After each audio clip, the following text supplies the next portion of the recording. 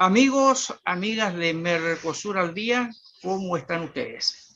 Nuevamente estamos con el profesor Aldo Centurión desde la ciudad de Asunción del Paraguay para conversar y hablar acerca de los acontecimientos que hay en nuestra región en las últimas horas. Han habido varios eventos que vamos a ir comentando en el transcurso de los próximos minutos. ¿Cómo estás, Aldo? ¿Cómo se ve este día? Bueno, este día es soleado en algunos países de América del Sur, en otros países está un poco nublado y en algunos seguramente hay una especie de lluvia, dependiendo del lugar donde uno esté. Hay que tener en cuenta que América del Sur es una geografía que grande, desde la Amazonia hasta el sur, hasta el canal de Beagle, hasta las Malvinas. Entonces, sí, tiene varios climas, ¿no? Es así, José. Exactamente. Bueno, en este momento tenemos en la ciudad de La Paz 9 grados, 22 grados en la ciudad de Caracas. Caracas está mayormente nublado. 23 grados en Montevideo, una temperatura muy agradable, 19 grados en la ciudad de Santiago de Chile. Y aquí en Asunción, en Paraguay, tenemos a esta hora 24 grados despejado. Es un clima más o menos agradable, no hay lluvias de momento en ninguna ciudad. Lo cual hace que este día sea bien agradable. Bueno, Tenemos donde no entonces, estuvo tan agradable, Aldo, fue ayer en Colombia. ujú. Bueno, tenemos Colombia, un mapa eh, del COVID-19 que lo maneja la Universidad John Hopkins. ¿ah? Tenemos también un mapa de vacunas, pero todavía no tenemos un mapa de crisis política, no tenemos un mapa de reactivación y crecimiento económico, si bien las cifras últimas del trimestre en los Estados Unidos son cifras bastante buenas. Y bueno, y los demás países, especialmente América del Sur, estamos luchando contra la segunda ola y un aumento de los casos y también de los fallecimientos. Es así, José, ¿no? Exactamente, es una situación bastante compleja la que estamos viviendo, a pesar que se ha avanzado ya con las vacunas de todos los países, ya se está vacunando. Eh, Chile, por ejemplo, ha recibido el orden de los 17 millones de vacunas para 18 millones de habitantes. Ya tiene más del 50% de la población vacunada. Paraguay también ya inició el proceso de vacunación. Uruguay, es decir, todos los países de la región en este momento ya están con el proceso de vacunación en marcha. Pero lo que se ha llamado esta segunda ola de COVID ha sido bastante fuerte, mucho más elevada que lo que se preveía. Ha tenido los sistemas de salud en Argentina al borde del colapso. Paraguay también ha estado colapsado en algún momento. Chile estuvo muy cerca, llegó a más de 9.500 casos en un momento determinado. Las cantidades ahora han bajado a los 4.000 casos diarios, pero no deja de ser. Brasil siempre va adelante, tanto en contagios como también en fallecimientos. Colombia, Ecuador, son países que tienen una cantidad también bastante alta de contagios. En el caso de Venezuela, la verdad que Venezuela no tenemos cifras confiables en realidad, de tanto como en mortalidad como en contagios activos de COVID. Pero hay otras situaciones que el COVID está dejando, aparte del tema de vacunas y contagio, el tema social. Estábamos viendo, ¿verdad? En el día de ayer, lo que ha sucedido en Chile. Chile estuvo en estos días al borde de manifestaciones sociales muy fuertes por falta de ayuda del gobierno o por considerarse que son muy pocas. Y ayer en Colombia, como podemos ver en las portadas de periódicos que tenemos aquí, como El Espectador y El Heraldo, ayer hubo manifestaciones muy grandes a nivel nacional por la búsqueda de fondos por parte del Estado para paliar esta crisis que hay. Y en el caso de Colombia es por la aplicación o la suba de impuestos a ciertos productos, algunos de ellos que son esenciales para la población. Ah, sí, y Colombia es el país de América del Sur, después de Brasil, el más poblado. Alrededor de 50 millones de personas viven en Colombia. Y, y bueno, a diferencia de otros países, parece ser de que en algunos casos, para, mm, para tratar de cumplir con las demandas de la sociedad, en algunos casos se utilizan fondos de desempleo, fondos que son aprobados a través de préstamos por el Congreso, en otros casos son transferencias y subsidios, y en algunos casos también un impuesto adicional, especialmente para los muy ricos. Eso es lo que está planteando los Estados Unidos y otros países también. Parecería ser de que esta pandemia debería estar más en el hombro de los que pueden más, que son los ricos y súper ricos, que en la clase que de hecho está permanentemente afectada, que es la clase más pobre. Es así, ¿no? José. Exactamente, exactamente. Bueno, Estados Unidos, por lo menos ya el presidente Biden el día de ayer, en su discurso en el Congreso, ¿verdad? Manifestó la intención de aplicar un impuesto a los súper ricos. En Chile también se está aplicando lo mismo, la misma política de que los súper ricos, que corresponde al 1% que tiene el 30% prácticamente de la riqueza del país, también se les aplique un impuesto adicional para en parte ayudar a tener nuevos programas por la extensión que pueda tener la pandemia, porque Chile ya vimos, a la fecha se estima que son cerca de 50.000 millones de dólares lo que va a inyectar a la economía el sistema de las administradoras de fondos de pensiones, es decir, el retiro del 30%, prácticamente llegaría a los 50.000 millones de dólares, lo cual viene a ser el 80% del presupuesto nacional del país. ¿Ya? Así que no es menos el monto que los trabajadores están aportando de su bolsillo en este momento complicado. Sí, bueno, y entonces sí, en Brasil también no solamente está la crisis sanitaria, hay que tener en cuenta que Bolsonaro ha nombrado a varios ministros de salud y siempre ha tenido complicaciones porque de hecho el, el posicionamiento de Bolsonaro ha sido privilegiar más la economía que la salud, tal es así que ha sido en algún momento dado también contaminado por el virus. Pero sin embargo, yo he visto en algunos casos videos donde él aparece con sus motos y el grupo y visita a las familias, y las familias tienen el, las coberturas necesarias con el barbijo, y él, sin embargo, no lo tiene. Y él es la máxima autoridad de Brasil.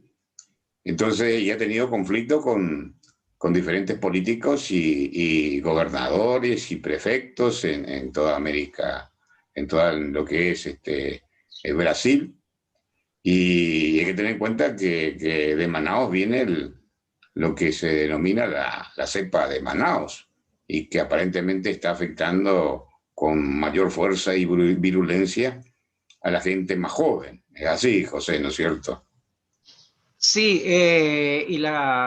y esta cepa, ¿verdad? Que es la cepa brasilera, eh, está muy fuertemente afectando también Venezuela.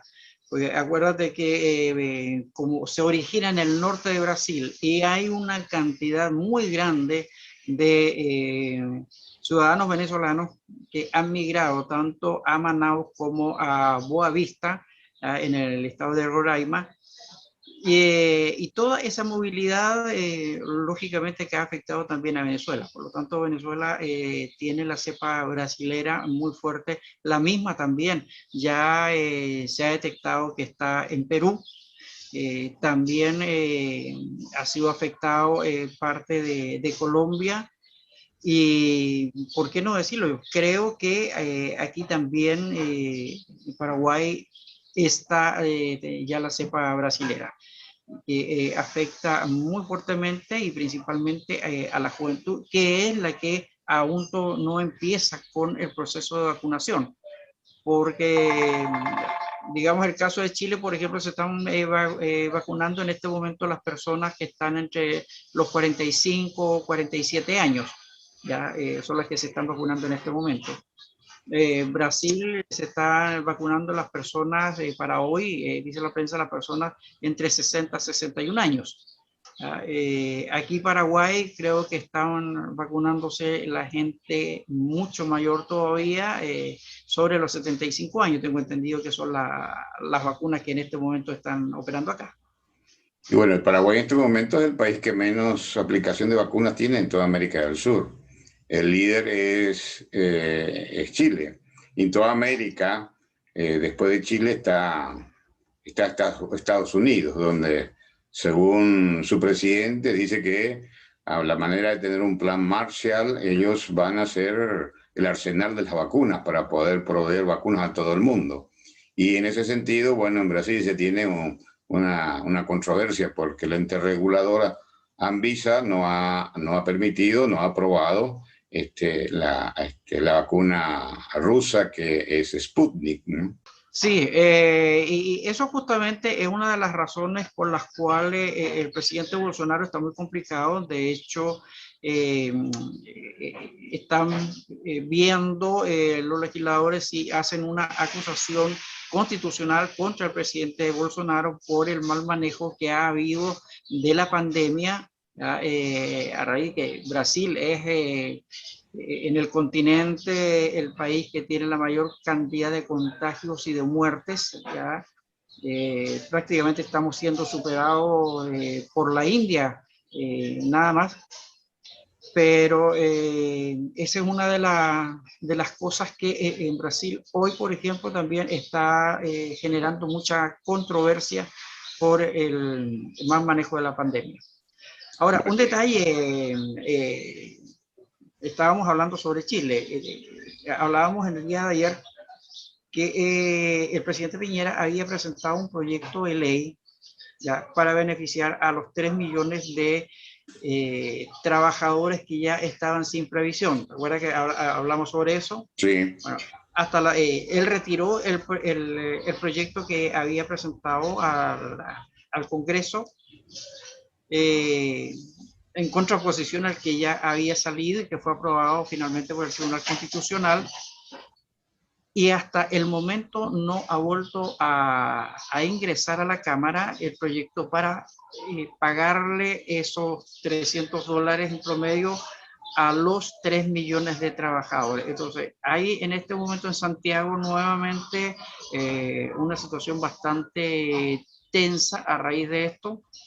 Y la tarde de ayer, eh, nuevamente hubo un proyecto que se presentó en la Cámara de Diputados para el estudio de un cuarto retiro de los fondos de pensiones, considerando que hasta el momento el presidente que retiró su proyecto no ha vuelto a presentar ninguna indicación. Entonces, este es otro tema que también vamos a ver cómo evolucionan los próximos días y a ver qué sucede en Chile con ello. Bueno, está relacionado en todo caso, digamos, la evolución de la pandemia, la crisis social, la crisis política, la crisis económica, que está afectando muchísimo y las personas ya no quieren encerrarse por una cuestión económica, porque muchas de las empresas están prácticamente, no solamente en la lona, no están pudiendo pagar los préstamos y menos pagar a sus empleados. Y eso lleva en muchos de los casos a solicitar inclusive que los presidentes sean sometidos a juicios políticos, como el caso de Bolsonaro. Hay que tener en cuenta en el caso de Brasil, el impeachment, como le dicen también, es muy largo. Hay que tener en cuenta que todo un proceso, y ese proceso daña mucho a la República, ha dañado mucho la República de Brasil.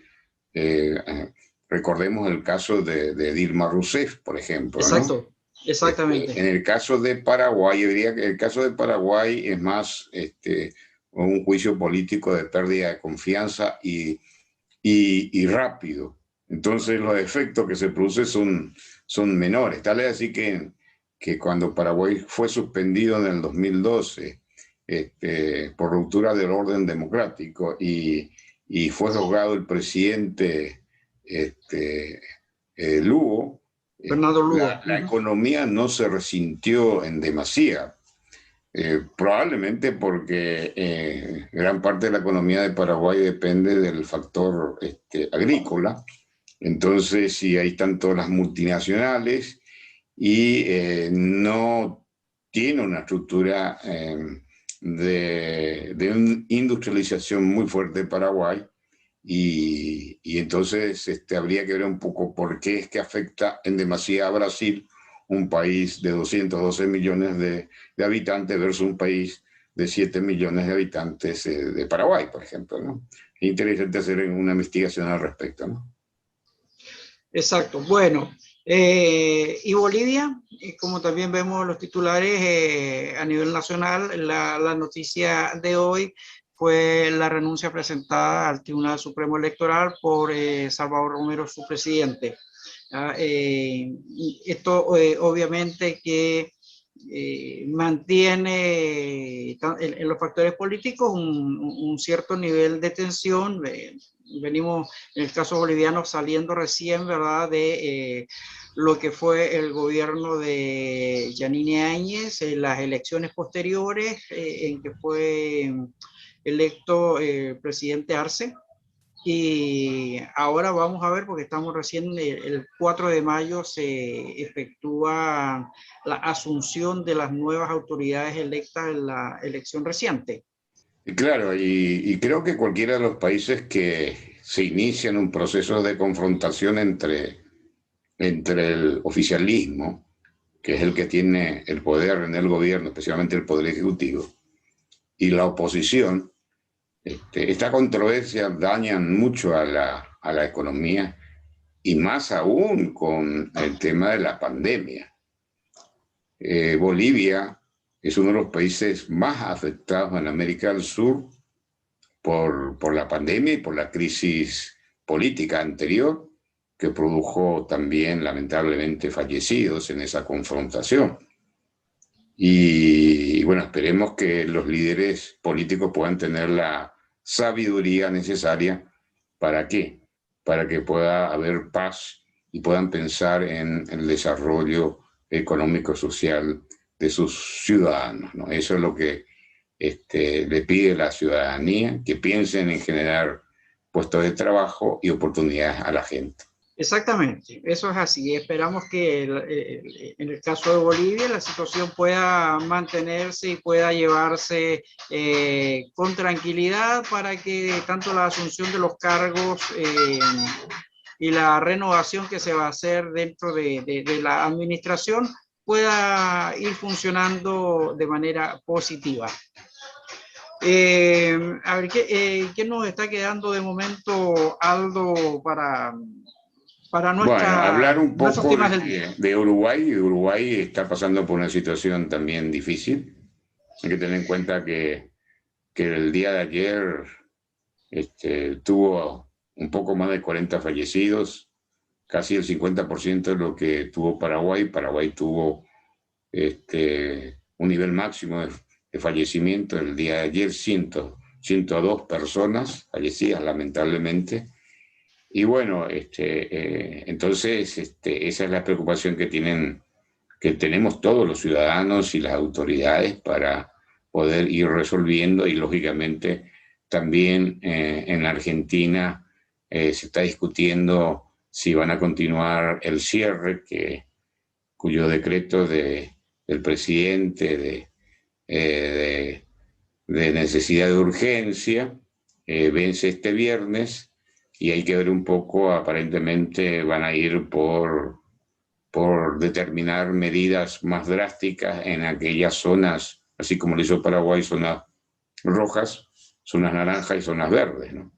Hay lugares como Jujuy o Misiones que son de zona verde, entonces se van a aplicar menos restricciones, y en consenso con los gobernadores o con los que administran esas regiones políticas territoriales. Sí, porque Argentina tiene un sistema muy particular, por eso ha habido mucha controversia entre las resoluciones del presidente Fernández y la posición de los gobernadores, porque hemos visto casos, por ejemplo, como lo que ha sucedido acá en el norte. Tenemos aquí la ciudad de Formosa, hacia acá, que ha estado cerrada, pero por muchísimo tiempo. Hubieron casos muy complejos en que las familias quedaron prácticamente 6 meses sin poder volver a su casa, ya, por disposiciones del gobernador.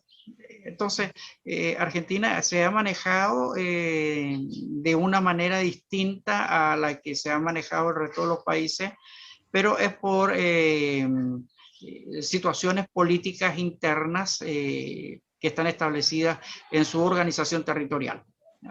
Sí, y bueno, y nos queda un poco Ecuador. Ecuador parece estar muy tranquilo después de las elecciones, con Lasso como presidente. Y bueno, y Perú, donde hay una segunda vuelta electoral, y estuve viendo un poco de que tienen 2 debates presidenciales, aparentemente obligatorios, pero sin embargo también ahora en este Sí. momento el Castillo le dijo, bueno, vamos a debatir, le invita a debatir en su lugar territorial de origen. Entonces Keiko Fujimori, que es la candidata del área del lado conservador o de derecha o de centro, le ha dicho, bueno, el domingo nos vemos, y nos vemos en tu territorio, y no te corras, Castillo. Así que Sí, interesante va a estar. esto viene muy interesante. Vamos a hacerle seguimiento. Creo que de aquí a los próximos 30 días antes de la elección, los debates que van a haber, nosotros no podemos perderlo y lo vamos a tener que compartir con nuestros amigos aquí en Mercosur al Día, porque hay 2 extremos, por así decirlo, que se están enfrentando. Por un lado, el profesor Castillo, con una posición muy marcada, muy abierta hacia el socialismo del siglo XXI, y Keiko Fujimori como candidata vamos a decir, de la centro derecha peruana. Así es que ahí vamos a ir viendo la evolución, cómo se va presentando durante la campaña también para el Perú. Sí, Y los sondeos dicen que hay una diferencia entre 10 y 20 puntos en este momento a favor de Castillo, ¿eh? sí, pero recordemos que en el caso de Ecuador también tenía una diferencia de 12 puntos en un momento determinado, el economista abanderado del expresidente Correa. Sin embargo, cuando se realizó la elección, la diferencia fue justamente por esos mismos 11 puntos a favor de Guillermo Lasso, quien asume ahora el 20 de mayo, estaría asumiendo en Ecuador. Claro, porque hay alrededor entre 25 y 30% de electores que en este momento no han definido su voto.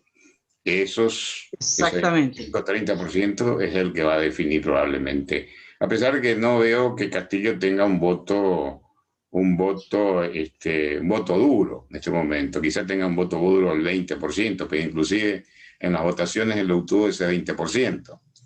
Sin embargo, hay bastante rechazo a Keiko Fujimori por todo lo que ha hecho su padre. Fujimori hay que tener en cuenta que, que, que ha sido presidente de la República, disolvió el Congreso, hoy está preso, bueno, y está todo el tema del indulto también, de tal manera entonces que Fujimori está relacionado a la extrema derecha de alguna manera y hay una cierta resistencia. Por supuesto, los equipos políticos estarán trabajando bastante un poco para diseñar la estrategia de marketing político para posicionar mejor a cada uno de los candidatos, ¿no? Pero en líneas generales, Fujimori se candidata por tercera vez y Castillo, que uno lo ve un poco con arados y bueyes y lo ve a caballo y todo ese tipo de cosas, estando con la gente de menores recursos, bueno, tiene un electorado interesante, ¿no? Exactamente, no, esta va a ser una elección que va a ser muy interesante, el seguimiento que hay que hacer para ello, ¿ah? Porque, como decimos, hay dos sectores muy marcados aquí que están en pugna. Veremos cuáles van a ser los resultados finales, cómo esto se va a ir llevando en Perú. Esperamos que tanto los debates, las concentraciones y lo que se haga sea sin mucha confrontación y que pueda mantenerse todo bien por el COVID, que haya respeto, vamos a decirlo, entre lo que se pueda con las distancias sociales.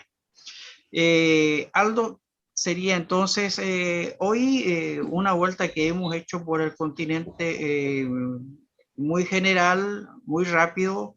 No tocamos mucho el tema de Uruguay porque Uruguay se ha mantenido, digamos, dentro de, de, de, de la misma situación que ha tenido hace una semana atrás. Siguen los contagios, sigue el proceso de vacunación. Y bueno, esto es genérico, nos está afectando a todos. Así Bueno, perfecto. que Y a cuidarse y bueno, nos vemos mañana. Seguramente abordaremos con más detenimiento el caso de Venezuela, lo que está sí, sucediendo ahí, que es preocupante. Y bueno, y veremos cómo se van resolviendo las cuestiones de las controversias y los conflictos políticos, inclusive relacionados al tema de las Fuerzas Armadas venezolanas y también en lo que es la FARC o la guerrilla colombiana, ¿no? Una parte de la guerrilla colombiana. sí, ahí tenemos un tema que vamos a conversarlo, a ver si está nuestro amigo Rubí. Así que vamos a ver si podemos conversar con él mañana para tener una visión de lo que está sucediendo al interior del país. Como también vamos a tener una miradita a lo que está sucediendo por la ciudad de Oruro. Vamos a conversar también con nuestra amiga Verónica, que está allá, para conversar un poquitito acerca de unas situaciones puntuales que están afectando el lago Ururo.